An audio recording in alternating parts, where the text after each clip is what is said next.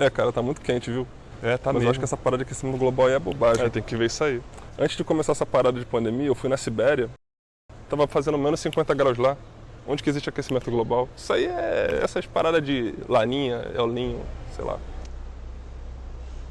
Aqui, ó, acabei de receber aqui no Zap.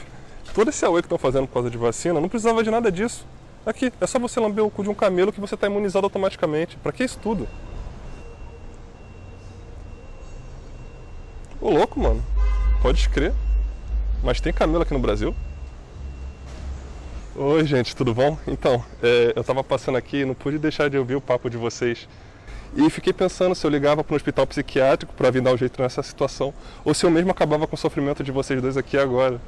Tomar no cu, rapá. Mas eu dei uma pensadinha e achei melhor vir trocar uma ideia com vocês.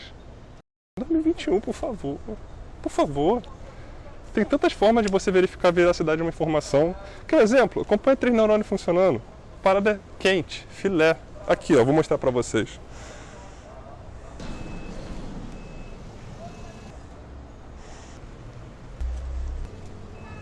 Pô, aí sim, hein? Ó.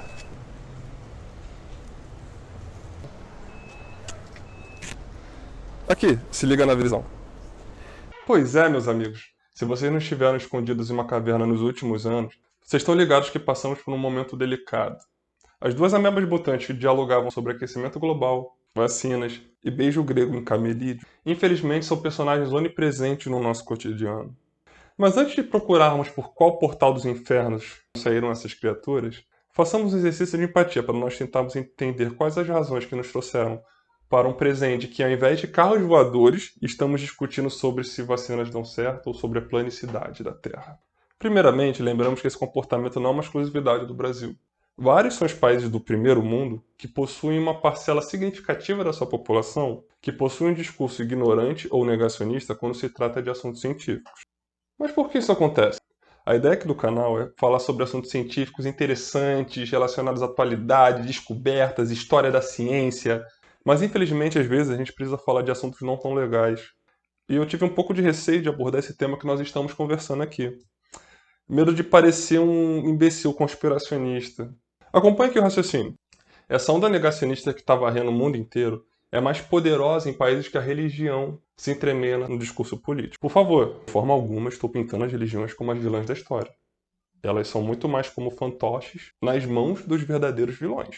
Então segura um pouco essa espuma dentro da boca e acompanha. Em locais como os países do Oriente Médio, ou até para cá mesmo, os Estados Unidos e o Brasil, possuem a verdade científica do mundo natural distorcida por conta de preceitos religiosos. Ou pelo menos o discurso religioso é usado para distorcer essas verdades. E mesmo assim, quando a religião não dá conta, encontram outras formas de poder distorcer essas realidades científicas, criando esse clima futebolístico do nós contra eles.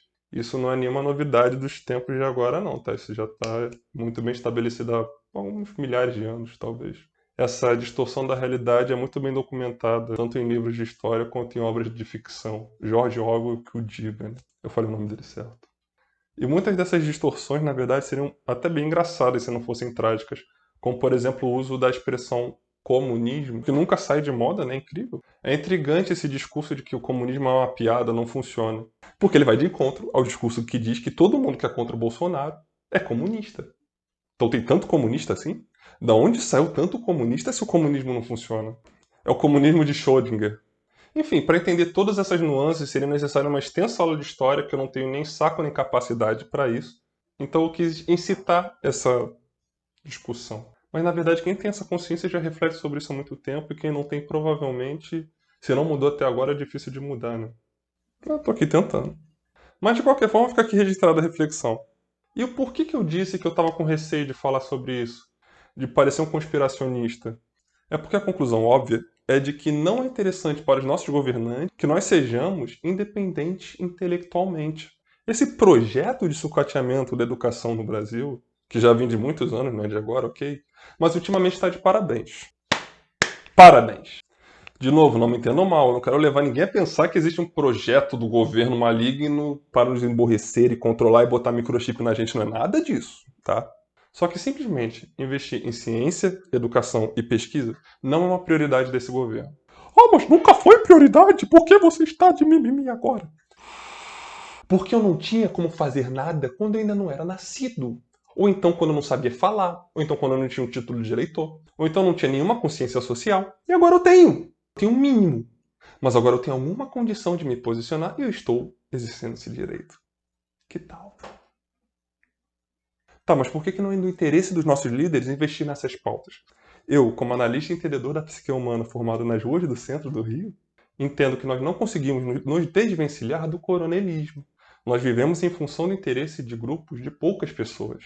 E no capitalismo é assim mesmo. Eu honestamente não sei nem dizer o quão ruim ou bom é isso. Não é essa a discussão aqui. A questão é que quem tem poder no Brasil está numa posição confortável e não quer perder esse poder. Não quer arriscar perder esse poder. Um parlamentar qualquer que seja não vai mandar construir uma estrada que vai durar 100 anos, porque ela daqui a 3, 4 anos tem que estar toda destruída para ele prometer que vai construir uma nova. Um projeto de educação nunca é um projeto imediatista. Ele leva gerações para se concluir.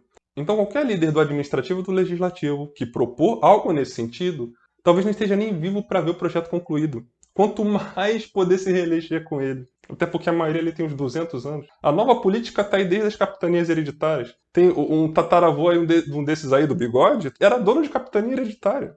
De qualquer forma, é impossível você arrumar um culpado. Não tem como botar a culpa nesse ou naquele governo. Para todos os problemas que estamos abordando aqui, para todos os outros. Mas com o que vem sendo feito, fica bem óbvio o posicionamento deste atual governo quanto ao que tange a educação e a ciência no Brasil. Quer mais que se foda. Ah, mas está em crise, está faltando grana. Está faltando sim, mas para quem?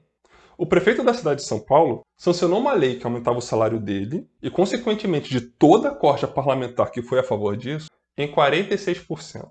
O agradinho do prefeito subiu de um pouco mais de R$ 24.000 para R$ 35.400, fora todas as regalias, auxílios e afins. Como eu falei, a lei estabelece novos salários para o vice, de 21 para quase 32 mil, para os secretários municipais, de 19 mil para 30. Esse novo absurdo, esse novo salário, entra em vigor no começo de 2022. A Prefeitura de São Paulo informou que o salário está defasado desde 2012, então acumulou aí toneladas de inflação, etc, etc. Mas sabe o que também está defasado, mais ou menos ali da mesma época? As bolsas de pesquisa. O último reajuste foi feito em abril de 2013.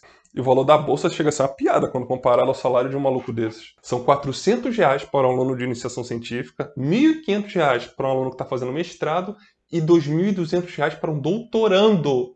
Sim, meus amigos, esse é o salário de início de carreira de um cientista no Brasil, para regime de dedicação exclusiva, sem 13º, sem vale transporte, vale refeição, sem nada disso, nenhum benefício. Não, minto. O nosso benefício é satisfazer a nossa curiosidade acerca do mundo natural e mastigar esse conhecimento e destrinchar para toda a população. Quase de graça.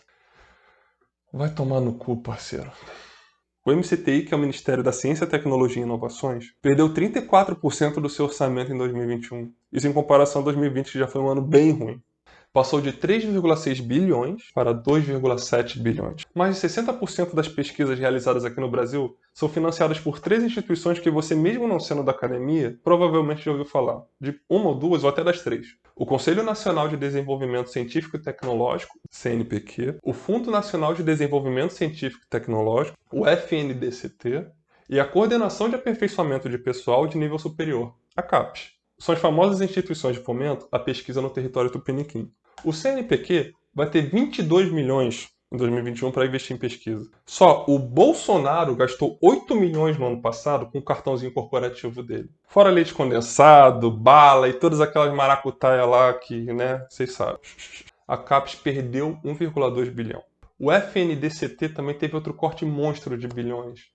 Enfim, como eu falei no começo do vídeo, o intuito aqui desse canal não é meter o pau nesse ou naquele governo. Mas infelizmente é impossível ignorar o cenário político que a gente está vivendo. Até porque é esse cenário que dita o desenrolar da pesquisa científica aqui no Brasil.